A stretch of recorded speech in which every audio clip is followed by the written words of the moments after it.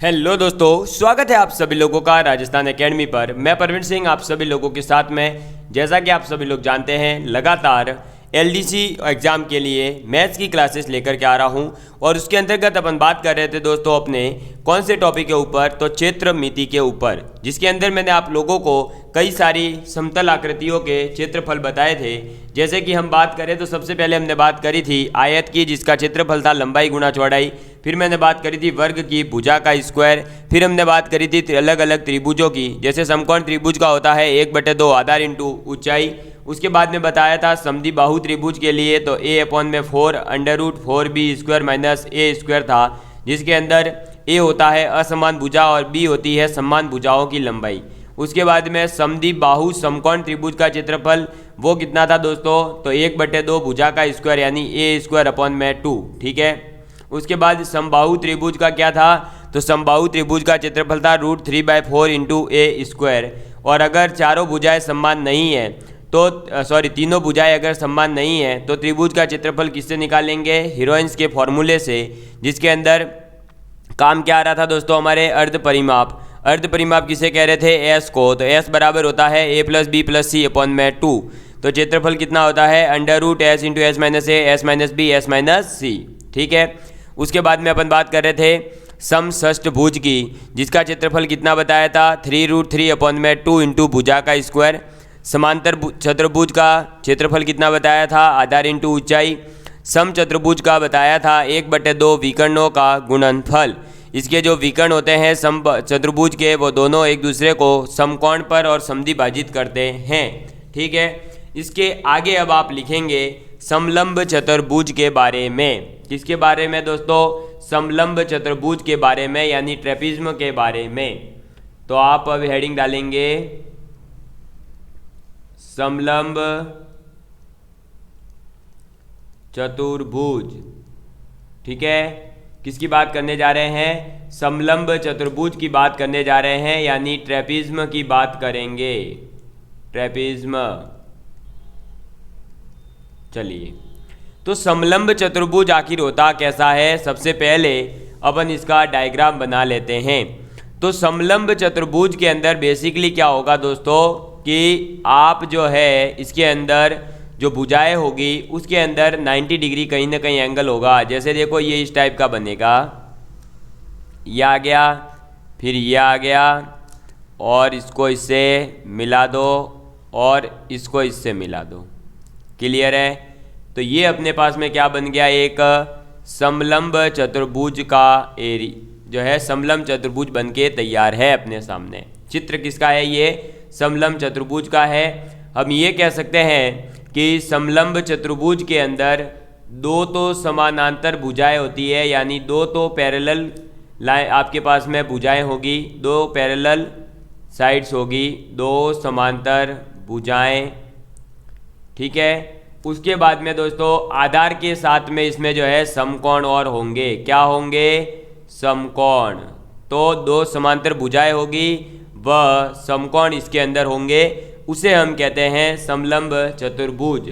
और समलंब चतुर्भुज जो होता है उसका क्षेत्रफल क्या होता है, यानी एरिया ऑफ ट्रेपिज्म की अगर बात की जाए तो एरिया ऑफ ट्रेपिज्म होता है 1/2 गुणा जो ये समांतर भुजाएं हैं उनका योग। क्या दोस्तों, इसकी जो समांतर भुजाएं होती है उन समांतर भुजाओं का योग। ठीक है। 1/2 गुणा समांतर भुजाओं का योग गुणा इसकी ऊंचाई कितनी है। क्या, इसकी ऊंचाई कितनी है। ठीक है, समझ में आ गई बात। तो देखिए, अगर हम इस डायग्राम को ध्यान से देखें तो ये जो है हमारी x और ये y, ये दोनों समांतर भुजाएं हैं एक दूसरे के, और ये जो है इसे आप z मान लीजिए, जो इसकी ऊंचाई कहलाएगी। क्या कहलाएगी, ऊंचाई कहलाएगी। तो हम क्षेत्रफल को ऐसे भी लिख सकते हैं 1/2 गुणा x + y गुणा z। ठीक है। तो समांतर भुजाओं का योग करोगे और उसका गुणा कर दोगे किससे, ऊंचाई से, डिवाइड कर दोगे 2 से।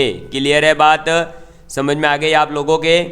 चलिए दोस्तों, तो ये था अपना समलंब चतुर्भुज यानी ट्रेपिज्म। ट्रेपिज्म के अंदर क्या होता है, दो समांतर भुजाएं होती है और समकोण होते हैं आधार के पास में। तो इसका एरिया जो है वो क्या हो जाता है, इसका एरिया होता है दोस्तों आपके, क्या होता है इसका एरिया, तो इसका एरिया होता है 1/2 आधार जो समांतर भुजाएं हैं उनका योग और इंटू में कर देते हैं भुजा। ठीक है, अब ये क्यों होता है, क्योंकि हम ये एक लाइन खींच सकते हैं यहाँ। अब ये बन गया अपना क्या, वर्ग। वर्ग का क्षेत्रफल क्या होता है, भुजा का स्क्वायर, और साथ में कर देंगे इस त्रिभुज का अलग से एरिया। दोनों को जब ऐड करते हैं तो यही आता है। ठीक है, आप इसको घर बैठे बैठे अगर एक्टिविटी करना चाहो तो कर सकते हो कि इस त्रिभुज का क्षेत्रफल अलग से निकालना, ये जेड है तो ये भी जेड होगी, और ये टोटल एक्स है तो उसमें से वाई को घटा देंगे यानी एक्स माइनस वाई ये हो जाएगी, तो बची हुई जो है ये हो जाएगी। तो अपने पास ये डिस्टेंस है, ये डिस्टेंस है, ये निकालना, 1/2 आधार इंटू ऊंचाई कर देना, त्रिभुज का क्षेत्रफल आएगा और इस वर्ग का क्षेत्रफल ऐड करोगे तो यही समीकरण आती है। ठीक है, चलिए नेक्स्ट अपने अब ट्रेपिज्म के बाद में आ जाता है क्वाड्रिलेटरल यानी चतुर्भुज। क्या आ जाता है दोस्तों, चतुर्भुज के बारे में अपन बात करेंगे। तो चतुर्भुज, तो चतुर्भुज को इंग्लिश में क्या कहते हैं, क्वाड्रिलेटरल। आप लिख लीजिए क्वाड्रिलेटरल। ठीक है, किसकी बात करेंगे, चतुर्भुज यानी कि क्वाड्रिलेटरल की अपन बात करेंगे। अब ये क्वाड्रिलेटरल का मतलब क्या है, 4 भुजाओं की कोई भी आकृति हो सकती है। ऐसा जरूरी नहीं है कि इसके अंदर कोई समांतर भुजा या कोई समकोण या कोई, जरूरी नहीं है कि भाई 45 डिग्री का कोण बने या कुछ बने, नहीं, किसी भी प्रकार की आकृति इसके अंदर बन सकती है। जैसे देखिए मैं एक डायग्राम बनाता हूँ, इसको भी आप चतुर्भुज ही कहेंगे। जैसे ये है और ये, तो ये जो है अपना क्या है, एक चतुर्भुज ही है। ये ए, ये बी, ये सी और ये डी, क्लियर है। तो ये अपने पास में क्या बन गया, चतुर्भुज बन गया। अब इस चतुर्भुज का अगर हमें क्या निकालना हो, क्षेत्रफल निकालना हो, तो हम कैसे निकाल सकते हैं। तो इस चतुर्भुज का अगर हमें एरिया निकालना है तो इसके 2 तरीके हैं। एक तो तरीका क्या है कि हम जो ये चतुर्भुज दे रखा है, इस चतुर्भुज के लिए सबसे पहले अपन क्या करें कि इसके अंदर यहाँ से मान लो ये अपन ने लाइन खींची। ठीक है, अब आपको दिख रहे हैं 2 त्रिभुज, एक है ABD त्रिभुज और एक है BCD त्रिभुज। दोनों त्रिभुज का अलग अलग आप जो है हीरोइंस का फॉर्मूला लगाकर क्षेत्रफल निकालिए और फिर दोनों क्षेत्रफलों को जोड़ दीजिए, तब भी आपका इसका एरिया निकल जाएगा। तो पहला फॉर्मूला मैं आपको लिखवा रहा हूँ क्षेत्रफल के लिए, वो तो क्या होगा, क्षेत्रफल बराबर क्या हो जाएगा, triangle BCD plus triangle ABD। ठीक है, इन दोनों के एरिया जो भी है उनको आप हीरोइंस के फॉर्मूला से निकालोगे और ऐड कर दोगे। दूसरा तरीका जो होता है इसके चतुर्भुज के क्षेत्रफल को निकालने का, वो क्या होता है, तो चतुर्भुज का क्षेत्रफल निकालने का दूसरा तरीका ये होता है दोस्तों कि हम यहाँ पर वापस से ऐसा ही एक बना देते हैं चतुर्भुज। मान लो ये बनाया, फिर ये बनाया, इधर से ये बनाया और इधर से ये ऐड कर दिया। ठीक है, इसमें से किसी भी भुजा का कोई कांटेक्ट नहीं है, कोई बराबर बराबर ऐसा ज़रूरी नहीं है। अब इसके अंदर अपन क्या करेंगे कि इसको अपन सपोज करो यहाँ से ऐड कर दिया, ये लो, और यहाँ से इसको ऐड करा और यहाँ से इसको ऐड कर दिया। ठीक है, इस चतुर्भुज के अंदर इसका भी नामकरण करो, तो ये है A, ये है B, ये है C, ये है अपने पास में D, ABCD हो गए। उसके बाद में आप इनका कोई भी नाम दे सकते हो, जैसे X और इसका नाम दे दिया Y। ठीक है, तो अपने पास में ये है चतुर्भुज ABCD। उसके अंदर अपन ने क्या करा, एक विकर्ण खींचा AC और उस विकर्ण के ऊपर 2 लंब डाल दिए, एक B पॉइंट से लंब डाला और एक D पॉइंट से लंब डाल दिया। तो अब इसका क्षेत्रफल आप ये भी देख सकते हो, क्या 1/2 गुणा इसके विकर्ण की लंबाई क्या है, ठीक है, यानी AC की लंबाई, फिर उसका गुणा जो इसके विकर्ण डाले गए हैं, भाई AC विकर्ण है, उस विकर्ण के ऊपर विकर्ण पर लंबों का योग, ठीक है, समझ में आ गई बात। देखिएगा इसको भी लिखता हूँ, 1/2 विकर्ण क्या है AC गुणा इधर हो जाएगा dx प्लस by। समझ में आ गई बात, क्लियर है आप सभी लोगों के लिए। तो चतुर्भुज क्या होता है, 4 भुजाओं की असमान भुजाएं होगी, कोई ऐसा जरूरी नहीं है, कोई कोण वोण की भी कोई कंडीशन नहीं है, ठीक है। ये आकृति बना दी। तो इसके अंदर 2 तरीके हैं, या तो आप क्या करो, इसके जो है एक इधर बीच में एक विकर्ण खींच लिया, अब विकर्ण खींचते ही 2 त्रिभुज बन गए, दोनों त्रिभुजों का क्षेत्रफल अलग अलग आप निकालिए और फिर दोनों त्रिभुजों का क्षेत्रफल जो है आप जोड़ दीजिए, तब भी अपने पास में चतुर्भुज का क्षेत्रफल निकल जाएगा। या दूसरा तरीका है कि उसके जो विकर्ण डाला गया है उस विकर्ण पर हम क्या करेंगे, विकर्ण के ऊपर जो है हम क्या कर देंगे दोस्तों, विकर्ण के ऊपर लंब डालेंगे, ठीक है। जब अपन लंब डालेंगे तो ये अपने पास में 2 लंब आ गए, एक आ गया dx और एक आ गया by। इन दोनों लंबों का योग करो और उसका गुणा कर दो इस AC विकर्ण से और उसका आधा कर दो, तब भी अपने पास में इस चतुर्भुज का क्षेत्रफल निकल करके आ जाएगा। समझ में आ गई बात। तो ये दोस्तों अपने जितने भी समतल आकृतियाँ थी उन सभी समतल आकृतियों के क्षेत्रफल और उनके विकर्ण वगैरह जो भी इनके संबंध वगैरह है वो सब अपन ने पढ़ लिए। अब अगर सिलेबस को देखें, पाठ्यक्रम में आगे देखें तो आगे दे रखा है वृत्त के बारे में, यानी वृत्त का क्षेत्रफल वगैरह अपन को पढ़ना है। तो अब मैं आप लोगों को वृत्त के बारे में पढ़ा रहा हूँ, ठीक है। उसके बाद में जो घन घनाभ घन वो है उसके लिए पूरा 2 वीडियो ऑलरेडी अपलोड किए गए हैं, वो प्राइवेट है तो वो आपको दिख जाएंगे, मैं जैसे ही प्लेलिस्ट में ऐड करूँगा तब, ठीक है। तो उसी के साथ फिर अपना ये टॉपिक भी हो जाएगा कंप्लीट। चलिए तो अब अपन बात करेंगे नेक्स्ट अपना जो है, आप हेडिंग डालेंगे, इंपॉर्टेंट हेडिंग है, इससे क्वेश्चन आते ही आते हैं। और ये हेडिंग क्या है, वृत्त के बारे में आप लिखिए। अब ये हेडिंग डाल के वृत्त, और वृत्त को इंग्लिश में क्या कहते हैं, सर्कल कहते हैं। क्या कहते हैं दोस्तों, सर्कल कहते हैं, ठीक है। चलिए तो आप ये हेडिंग डाल दिए और अब अपन इसकी बात कर लेते हैं।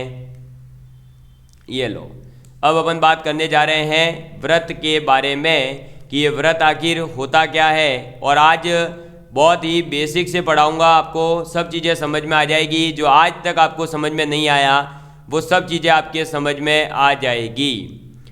ये है बेसिकली अपना वृत्त। क्या है, वृत्त, इसको कहते हैं वृत्त। इस वृत्त का एक होता है केंद्र, क्या होता है, एक केंद्र होता है।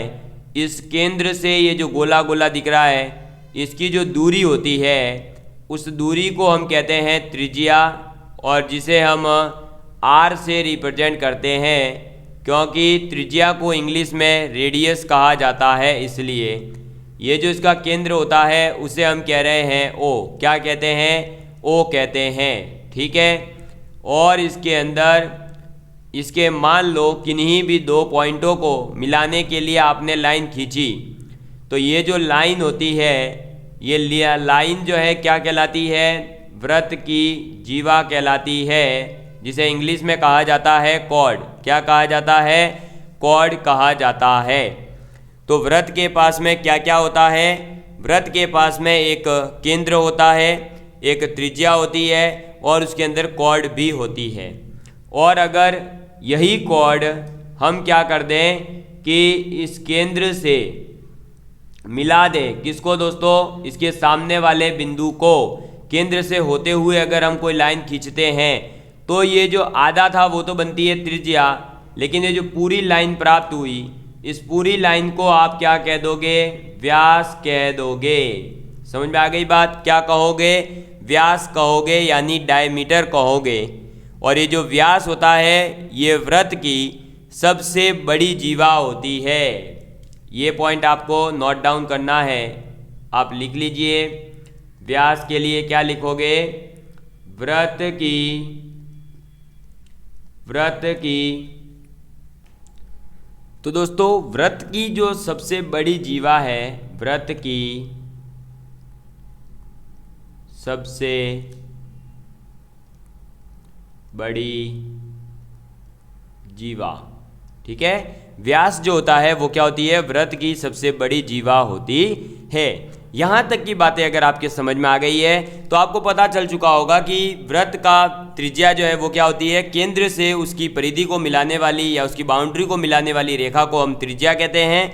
और उस त्रिज्या का अगर हम डबल कर दें तो हमें व्यास की लेंथ मिल जाती है, क्योंकि व्यास जो है वो सबसे बड़ी वृत्त की जीवा होती है। और जीवा क्या होती है? वृत्त के किसी दो बिंदुओं को मिलाने वाली रेखा, ठीक है। अब ये जो दोस्तों अपन ने बाउंड्री बनाई है, इस बाउंड्री की जो लंबाई होती है या इस बाउंड्री को जो है हम क्या कहते हैं? परिधि कहते हैं। क्या कहते हैं? परिधि कहते हैं, पेरीमीटर कहते हैं। और इसकी जो परिधि होती है वो होती है 2 पाई इंटू आर। कितनी होती है? 2 पाई इंटू आर। और इस वृत्त का जो क्षेत्रफल होता है, क्या दोस्तों? क्षेत्रफल, एरिया, वो होता है पाई आर स्क्वायर। यानी परिधि के अंदर जो 2 था उसको अब आर के ऊपर लगा दो तो पाई आर स्क्वायर। तो ये होता है इसका क्षेत्रफल। समझ में आ गई बात? और इसी के क्षेत्रफल को हम ये भी लिख सकते हैं, क्या? तो परिधि का स्क्वायर डिवाइड बाय 4 पाई। परिधि का स्क्वायर डिवाइड बाय 4 पाई। समझ में आ गई बात? पाई क्या है? एक कांस्टेंट है, आप सभी लोग जानते ही हैं, जिसकी वैल्यू होती है 22/7 या 3.14। वो आपकी इच्छा है, जो क्वेश्चन होगा उसके अकॉर्डिंग आपको यूज करनी चाहिए। हमेशा स्टिक नहीं रहना है कि भाई 22/7 ही यूज करूंगा या 3.14 ही यूज करूंगा। जो अच्छी लगे यूज कर डालनी चाहिए। चलो, तो ये अपने वृत्त के बारे में बात हुई कि वृत्त का व्यास क्या है, वृत्त की जीवा क्या है, वृत्त की त्रिज्या क्या है, वृत्त की परिधि क्या होती है, क्षेत्रफल क्या होता है। अब अपन इसके थोड़ी सी और आगे बात करते हैं। तो दोस्तों अपने पास में जो ये वृत्त है ये वापस बना देते हैं। देखिएगा, ये अपने पास में है क्या? वृत्त। ये क्या है दोस्तों? वृत्त है। और इस वृत्त का अपन मान लो कि इतना भाग, जितना मैं ज़्यादा डार्क कर रहा हूँ ना, नहीं तो ऐसा करते हैं, लो रेड बना देता हूँ, ठीक है। ये लो, ये डार्क जितना करा है मैंने, रेड, इस भाग की अपन बात कर रहे हैं, ठीक है। ये क्या कहलाता है? इसका छोटा छोटा सा भाग। अब ये जरूरी नहीं है यही वाला भाग हो, यही रेड भाग आप इधर भी ले सकते हैं, इधर भी, कहीं पर भी वृत्त पर जो छोटा सा भाग लेते हैं उसे कहा जाता है चाप। क्या कहा जाता है दोस्तों? चाप कहा जाता है, ठीक है। ये है अपने चाप। क्या है ये? एक सेकेंड, ये क्या है दोस्तों? चाप है। समझ में आ गई बात? तो ये जो अपने पास में रेड है ये कहलाता है इसका चाप। क्या कहलाता है? चाप कहलाता है वृत्त का। ये है इसका केंद्र, तो ये इसकी क्या होगी? त्रिज्याएं होगी। आप सभी लोगों को पता ही है। मान लो ये ए और ये बी पॉइंट है, तो ये जो अपने पास में चाप बना है, इस चाप का यहाँ पर जो कोण बनेगा, ये देखो, ये कोण है मान लो थीटा। तो इस चाप की लंबाई कितनी है? चाप की लंबाई, तो चाप की लंबाई जो है वो कितनी हो जाएगी? वो हो जाएगी 2 पाई आर गुणा थीटा डिवाइड बाय 360 डिग्री, ठीक है। कितनी हो जाएगी चाप की लंबाई? 2 पाई आर इंटू थीटा बटे 360 डिग्री। क्लियर है आप सभी लोगों के? और दोस्तों अब ये वाला जो भाग है, ये जो अपने भाई चाप के ऊपर वाला भाग है, ये पूरा ये भाग जिसे मैं पीला पीला कर रहा हूँ, ये भाग इसका क्या कहलाएगा, मैं पीला कर देता हूँ पूरा पहले अच्छे से देखिएगा,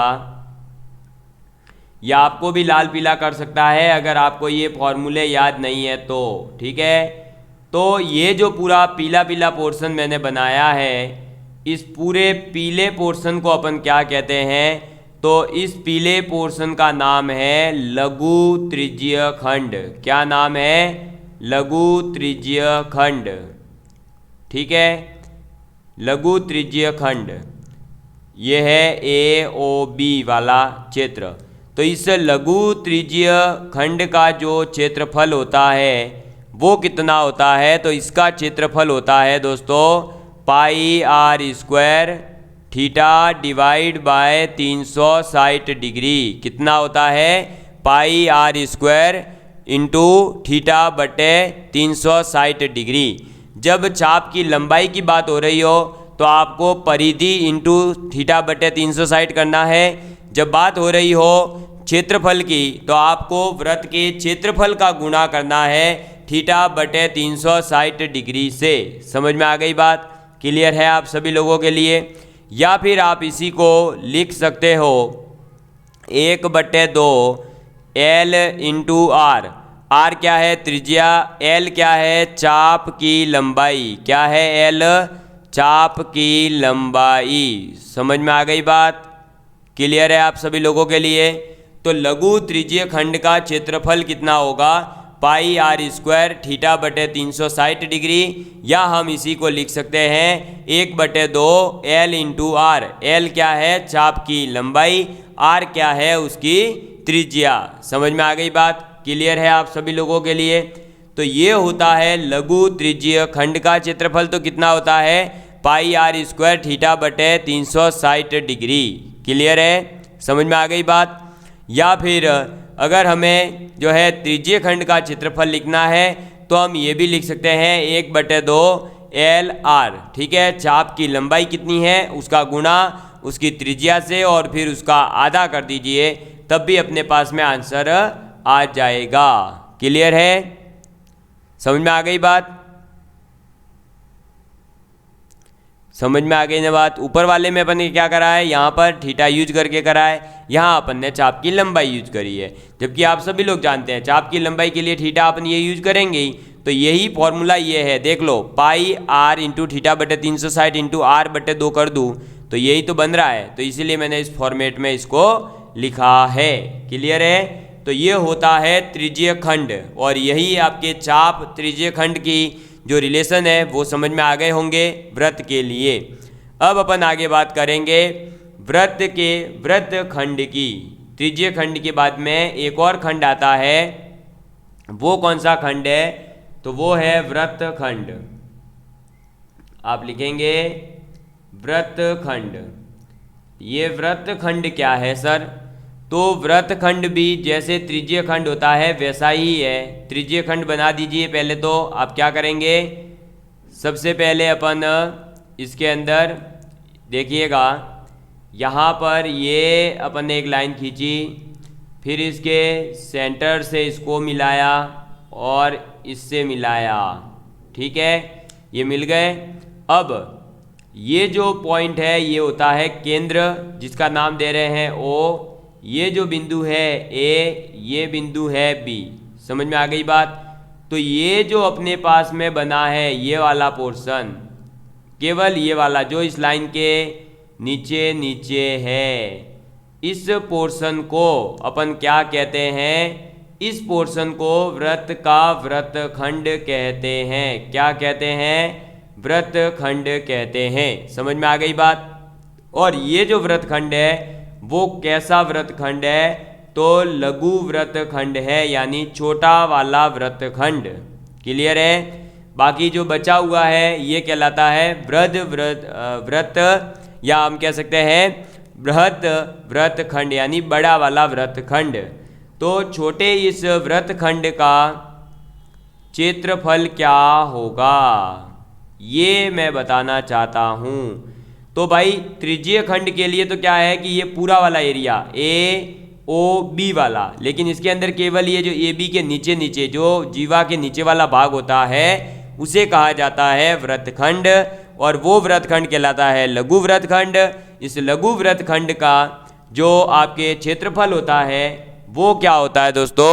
तो लघु वृत्तखंड का क्षेत्रफल होता है पाई आर स्क्वायर थीटा बटे 360 डिग्री, यानी इस पूरे त्रिज्यीय खंड का क्षेत्रफल, और त्रिज्यीय खंड के क्षेत्रफल में से माइनस कर देंगे R square sine theta divide by 2, तो हमें मिलेगा लघु वृत्तखंड।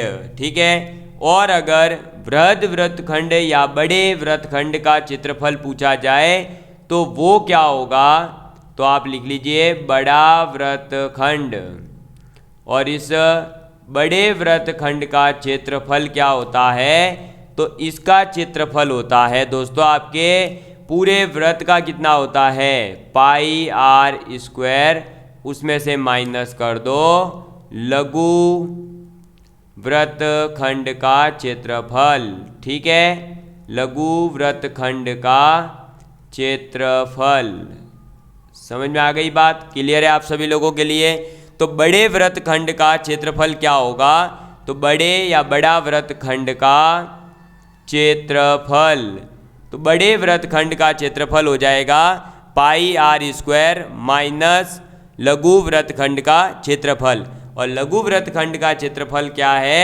पाई आर स्क्वायर थीटा बटे 360 degree minus R square sine theta बटे 2। क्लियर है आप सभी लोगों के लिए? तो यहाँ तक की बातें आप लोगों को समझ में आ चुकी होगी। ये बातें थी दोस्तों वृत्त के बारे में। किसके बारे में थी? वृत्त के बारे में। अब अपन बात करेंगे दो वृत्तों से बनने वाली जो वलय होती है उसकी। कैसी होती है वलय डायग्राम में? वो देखो, ये है अपने पास एक वृत्त, और एक और वृत्त बना देते हैं जो इससे बड़ा बना देता हूँ। ये लो, अच्छा ज़्यादा ही बड़ा हो रहा है ना, पर कोई नहीं, एक मिनट।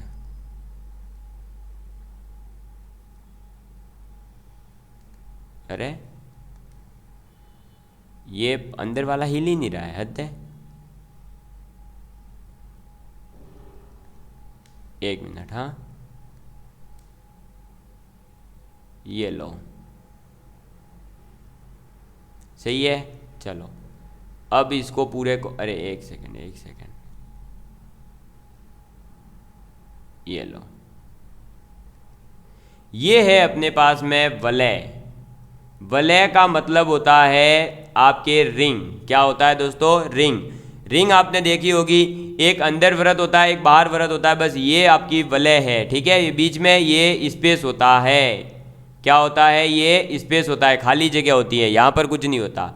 लेकिन इसका ये केंद्र है, मान लो इसकी जो त्रिज्या है वो है R2 त्रिज्या, और ये जो त्रिज्या है बड़े वाले वृत्त की वो है R1 त्रिज्या। ठीक है, क्लियर है? तो इस वलय का जो ये अंदर वाला भाग बन रहा है, वलय कौन सी कहलाएगी? केवल ये वाला भाग बात आता है जिसमें मैं रेड कर रहा हूँ ना, ये इतना इतना। ठीक है, ये वाला भाग। तो इस वलय का परिमाप कितना है? आप लिखेंगे परिमाप।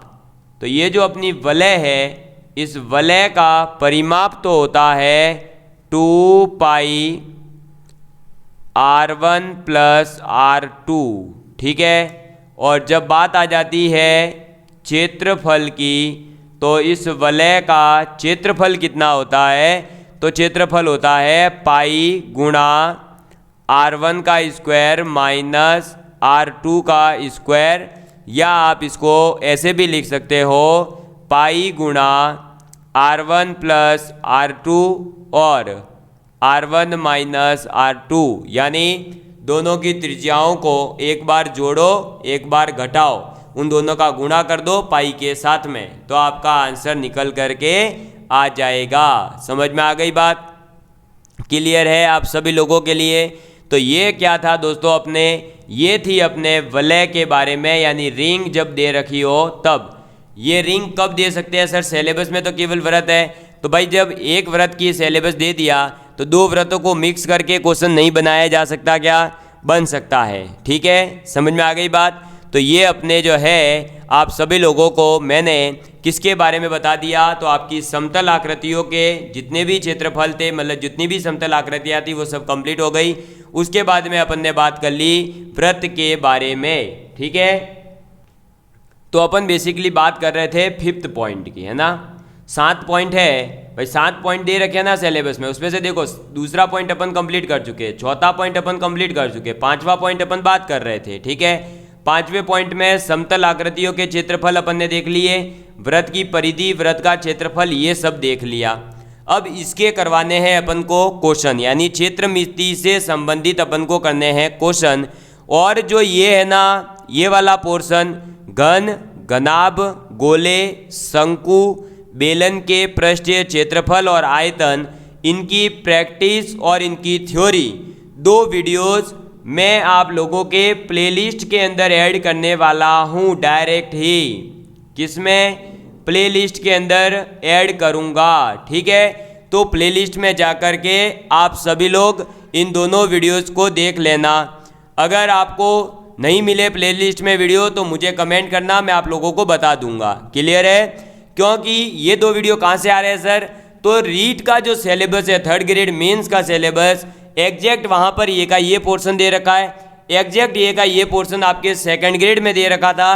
तो हमने उसको पूरे को एक ही वीडियो के अंदर, मात्र एक वीडियो के अंदर पूरा करवाया है। इसलिए वो वीडियो मैं LDC की प्लेलिस्ट के अंदर ऐड कर दूंगा।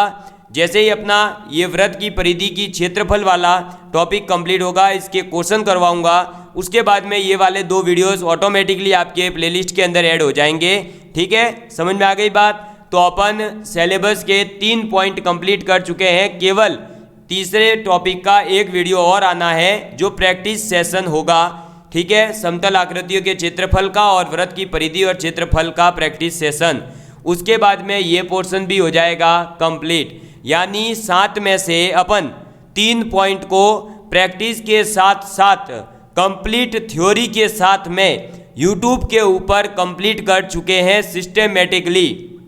एक भी टॉपिक आपका बाकी कहीं पर भी किसी प्रकार का छोटा सा पॉइंट भी नहीं छोड़ा गया है।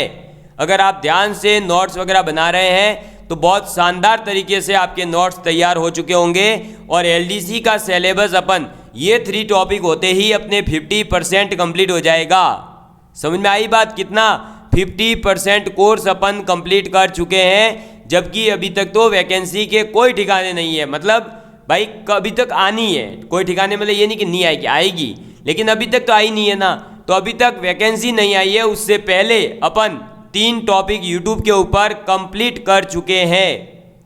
तो आप लोगों का फर्ज बनता है दोस्तों कि आप लोगों के लिए पहले से पहली बार यूट्यूब के ऊपर ऐसा हो रहा है कि पहले से जो कोर्सेज अभी क्लासेस आनी है, जो भी वैकेंसी आनी है, उसका पूरा कोर्स यूट्यूब के ऊपर कंप्लीट फ्री अवेलेबल करवा रहे हैं। तो वो केवल राजस्थान एकेडमी सिरो ही ऐसा चैनल है पूरे अभी तक के यूट्यूब के इतिहास में जिसने एजुकेशन के अंदर ये किया हो कि वैकेंसी आने से पहले ही कोर्स पूरा करवा दिया हो। अरे मैराथन क्लासेस लास्ट में तो हर कोई लगवाता है, क्यों? क्योंकि बाद में उनको पता है कि अब बच्चे ऐसे ही देख लेंगे, लेकिन पहले से कोर्स पूरा करवाने के लिए केवल वही करवा सकता है जिसके मन में ये हो कि हाँ, हमें गरीब बच्चे को रियल में पढ़ाना है, केवल प्रोपेगेंडा नहीं कर रहे हम यूट्यूब पर। तो प्लीज़ आप इस मेहनत का जो है हमें फल भी जरूर दिखाएं, हमें जरूर एक मोटिवेट करने के लिए कमेंट कर दिया करें कि हाँ सर, आज का सेशन बहुत अच्छा था। आज मैंने 5 विद्यार्थियों को, 1 विद्यार्थी को डेली में एक बार अपने व्हाट्सएप स्टेटस पर रखता हूँ, बस यही चाहिए आपसे और कुछ भी नहीं चाहिए। और पूरा सिलेबस यूट्यूब पर इसी प्रकार से पूरा होगा जिस प्रकार साइंस की बायोलॉजी करवाई, मैथ्स का पूरा देख लो। 3 टॉपिक मेन ये 3 टॉपिक है। अरे ये चक्रवृद्धि ब्याज और ये एक दिन के टॉपिक है। अगर मैं दोस्तों आपके सितंबर तक ये मान के चलिए कि अपन 90% LDC का सिलेबस यूट्यूब पर पहली बार कर चुके होंगे।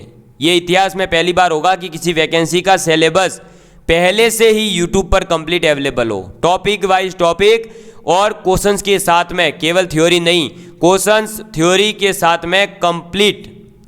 तो दोस्तों आप इस मेहनत का जरूर हमें फल दे, बस हमें यही एक आपसे तमन्ना है। और आप मिलेंगे अब अगले सेशन में जिसमें अपन करेंगे प्रैक्टिस दबा के। जय हिंद, जय Bharat, love you all of you, take care and please share with your friends. Bye दोस्तों।